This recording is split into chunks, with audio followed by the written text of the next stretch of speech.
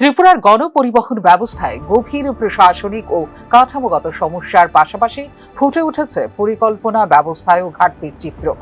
আগরতলার বটজলা ডিপোতে বছরের পর বছর ধরে 50টিরও বেশি সরকারি মালিকানাধীন যানবাহন পরিত্যক্ত অবস্থায় পড়ে থাকার বিষয়টি নতুন করে প্রশ্ন তুলছে টিআরটিসির কার্যকারিতা নিয়ে। অভিযোগ, এসব বাস ও অন্যান্য যানবাহনের একটি বড় অংশ এখনো মেরামতযোগ্য হলেও দেখা যাচ্ছে না সেগুলির পুনরুদ্ধার, পুনর্বিন্যাস বা নিলামের ক্ষেত্রে কোনো সুসংহত নীতি বা সময়সীমাবদ্ধ পদক্ষেপ।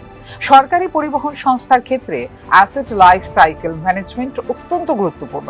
নিয়মিত রক্ষণাবেক্ষণ, অবচয় নির্ধারণ, পুনর্বাসন বা স্ক্র্যাপ নীতি এসবের অভাবে অচল হয়ে পড়ে সম্পদ। সেই ব্যবস্থাপনাগত ব্যর্থতার প্রতিফলন বলে মনে করা হচ্ছে বটজলা ডিপোর এই চিত্র। শুধু আর্থিক ক্ষতি বাড়াচ্ছে না, ভবিষ্যৎ পরিষেবা সম্প্রসারণের সম্ভাবনাকেও ক্ষুণ্ণ করছে দীর্ঘদিন অকেজো পড়ে থাকা এই বাসগুলো। শহর আগরতলা স্মার্ট সিটি প্রকল্পের অন্তর্ভুক্ত হলেও নগর পরিবহনের ক্ষেত্রে কাঙ্ক্ষিত আধুনিকায়ন ঘটেনি এমন অভিযোগ উঠছে নাগরিক মহলে। সিটি বাস পরিষেবা সীমিত, সময়সূচি অনিয়মিত এবং রুট কভারেজ অপর্যাপ্ত।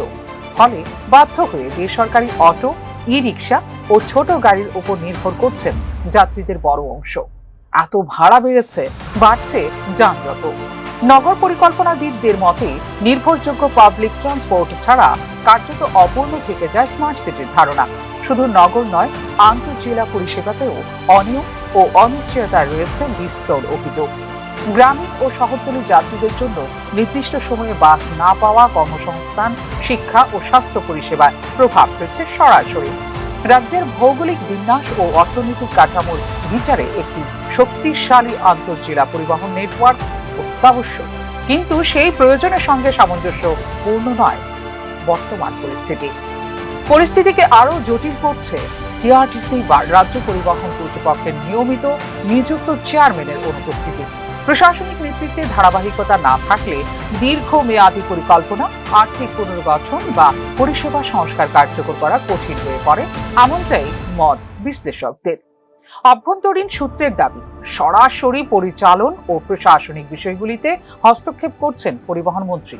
সমস্যার সমাধানে কয়েকটি কাঠামোগত পদক্ষেপ জরুরি, আর তা হল অকেজো যানবাহনের টেকনিক্যাল অডিট ও শ্রেণীবিন্যাস, মেরামতযোগ্য বাস দ্রুত পুনরুদ্ধার ও রুটে সংযোজন, স্ক্র্যাপ ও নিলাম নীতির স্বচ্ছ বাস্তবায়ন, পিপিপি মডেল বা ভায়াবিলিটি গ্যাপ ফান্ডিং এর মতো বিকল্প আর্থিক কাঠামো বিবেচনা এবং ডিজিটাল টাইম টেবিল ও ট্র্যাকিং ব্যবস্থা চালু করা।